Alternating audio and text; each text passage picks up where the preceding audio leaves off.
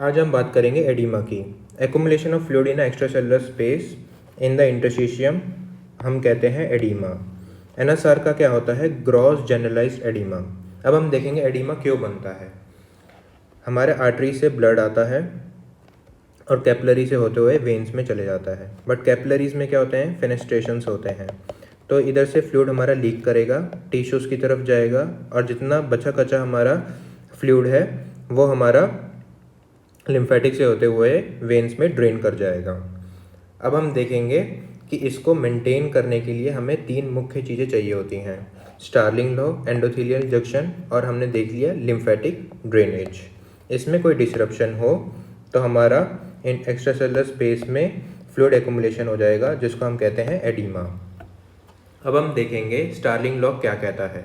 Oncotic pressure of interstitium जितना ज़्यादा होगा उतना ब्लड कैपिलरी से खिंचा आएगा इंटरस्टिशियम की तरफ। हाइड्रोस्टैटिक प्रेशर ऑफ कैपिलरी जितना ज़्यादा होगा उतना फ्लूइड हमारा इंटरस्टिशियम की तरफ आएगा, और जितना ऑनकोटिक प्रेशर कैपिलरी में ज़्यादा होगा उतना फ्लूइड हमारा कैपिलरीज की तरफ रहेगा और इंटरस्टिशियम में कम होगा। अब हम देखेंगे कि क्या क्या रीजंस और इसकी इटियोलॉजीज क्या क्या हैं।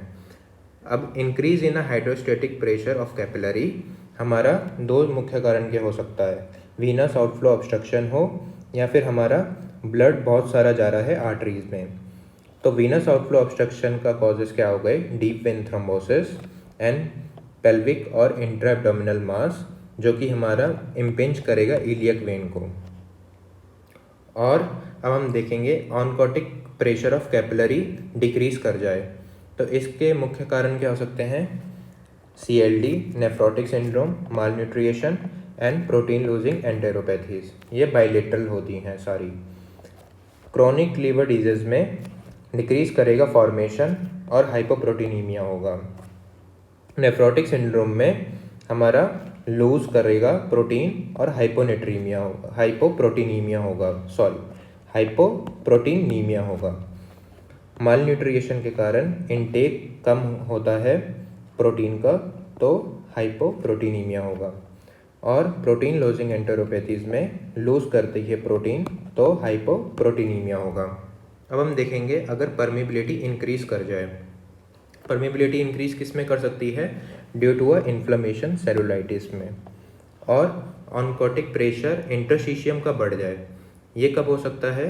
कि हमारा प्रोटीन एक्युमुलेशन बहुत ज़्यादा हो। और ये कब हो सकता है? हाइपोथायराइडिज्म के केस में, जो कि बाइलेटरल होता है। हाइपोथायराइडिज्म के केस में ऐसा क्यों होता है कि हमारा प्रोटीन एक्युमुलेशन ज़्यादा हो जाता है? Because of basal metabolic rate हमारा डिक्रीज करता है हाइपोथायराइडिज्म में, और कैटाबॉलिक रिएक्शंस हमारी डिक्रीज करेंगी, जिसके कारण हमारा प्रोटीन एक्युमुलेशन होगा। और प्रोटीन एक्युमुलेशन होगा तो हमें हार्डनेस दिखाई देगी और ये नॉन पिटिंग एडिमा होगा। Decrease in a lymphatic drainage is also a cause. So lymphatic drainage अगर डिक्रीज करे तो इसके मुख्य कारण क्या क्या हो सकते हैं? Tumour, trauma, filariasis and congenital lymphoedema and radiation induced. Tumour का एग्जाम्पल है ब्रेस्ट कार्सिनोमा। अब हमारा लिम्फेटिक ड्रेनेज हमारा कम होगा तो एक्युमुलेशन ऑफ लिम्फ ज़्यादा होगा। लिम्फ 2 चीज़ें कंटेन करके रखती है, फ्लूइड और प्रोटीन। इनिशियली ये पिटिंग एडिमा होगा due to a fluid, and later on it will be a non pitting, because fluid जो है हमारा टाइम के अनुसार एब्जॉर्ब होने लग जाएगा और जो प्रोटीन है वो एक्युमुलेट होने लग जाएगा, तो हमारा नॉन पिटिंग एडिमा हमें दिखाई देगा। अब in case of increase in hydrostatic pressure of capillary and decrease in oncotic pressure of capillary and increase in permeability, हमें पिटिंग एडिमा दिखाई देगा। और हमारा सेकंड थ्योरी क्या कहती है लिम्फ में, कि लिम्फ हमारा क्या होता है? एक्युमुलेशन करता है और फाइब्रोब्लास्ट को एक्टिवेट करता है, जिसके कारण स्क्लेरोसिस होती है। और लाइपोडर्मेटोस्क्लेरोसिस हम इस कहते हैं, और जिसके कारण हमें नॉन पिटिंग एडिमा दिखाई देता है। अब अगर हमें पिटिंग एडिमा दिखाई दे रहा है, हम 30 सेकेंड तक उसको डिप्रेशन करेंगे, और अगर ये रिजॉल्व करता है लेस देन 40 सेकेंड में, तो due to a low oncotic pressure होगा ये। अगर ग्रेटर देन 40 सेकंड होगा तो due to a high hydrostatic pressure. अब लोकेशन कहाँ कहाँ हम इसे देखेंगे, तो लोकेशन में क्या होता है कि जहाँ हमारा ग्रेविटी होता है, डिपेंडेंट पार्ट होता है, उधर हमारा फ्लूइड एक्युमुलेट करता है। अब डिपेंडेंट पोजीशन एम्बुलेटरी में एंकल होती है और नॉन एम्बुलेटरी में हमारा सैक्रल एडिमा हमें दिखाई देगा। स्वेलिंग ऑफ लोअर लिम्ब है वो बायलेटरल है, यूनिलेटरल है। यूनिलेटरल हमारा cellulitis, varicose vein, deep vein thrombosis और लिम्फेडिमा। अब हम हिस्ट्री से कैसे एक्सक्लूड करेंगे या फिर साइन और सिम्टम्स से। सेलुलाइटिस में हमें पेन और रेडनेस दिखाई देगी, वेरिकोज वेन में हमें टॉर्चोस वेन दिखाई देगी, डीप वेन थ्रोम्बोसिस में हमें सीवियर बस्टिंग पेन दिखाई देगा और हिस्ट्री ऑफ ट्रॉमा और सर्जरी हमें दिखाई देगी। लिम्फेडिमा में हमें स्टेमर साइन होता है पॉजिटिव। स्टेमर साइन क्या होता है, मैंने एक वीडियो डाल रखी है, आप देख सकते हैं उसे। बायलेटरली हमारा पिटिंग और नॉन पिटिंग होता है। नॉन पिटिंग में हाइपोथायरॉयडिज्म, बायलेटरल लिम्फेडिमा, जो कि हमारा स्टेमर साइन पॉजिटिव होगा इसमें बायलेटरल लिम्ब में। अब पिटिंग हमारा किधर किधर दिखाई देता है, कंजस्टिव हार्ट फेलियर में, क्रोनिक लिवर डिजीज में एंड नेफ्रोटिक सिंड्रोम में। अब हम देखेंगे कि हमारा कंजस्टिव हार्ट फेलियर वाला कैसे प्रेजेंट करता है।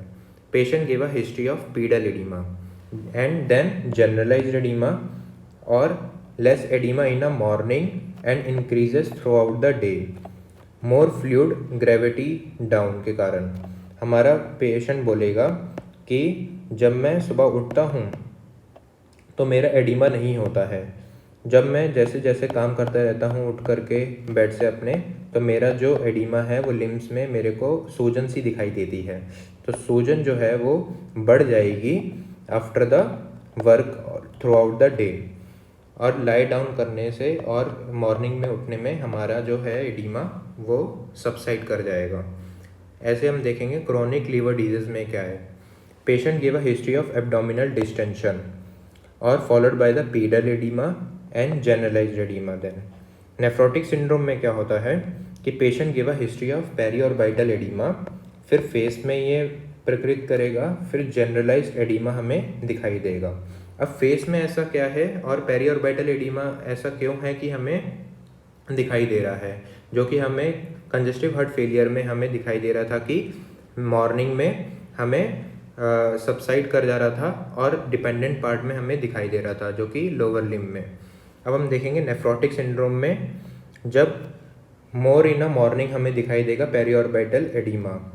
जब इंसान हमारा पेशेंट या इंसान जो भी है वो हमारा लाई डाउन करेगा तो ये जो फ्लूइड है वो अप साइड जाएगा और पेरिऑर्बिटल एडिमा होगा।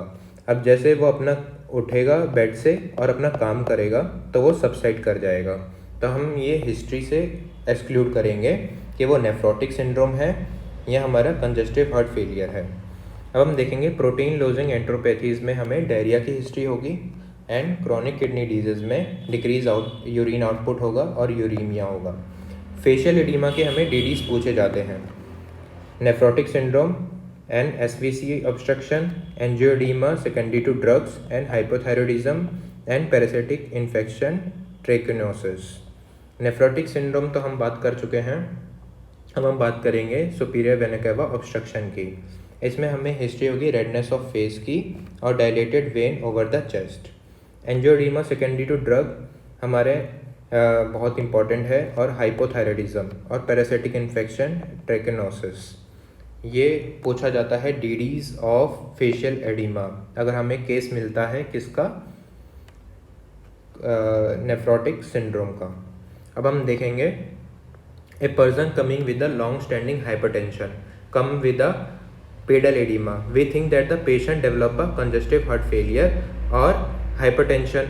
बट हमें क्या करना था कि रूल आउट करना था कि कोई उसकी ड्रग के कारण तो नहीं हो रहा है, जैसे कि एस इनहिबिटर है वो हमारा क्या करता है, डिक्रीज इन प्रोटीनलिसिस होगा ब्रेडिकाइनिन का और इंक्रीज करेगा इन्फ्लामेशन, जिसके कारण हमारा फ्लूइड लीक करेगा और हमें एडिमा दिखाई देगा।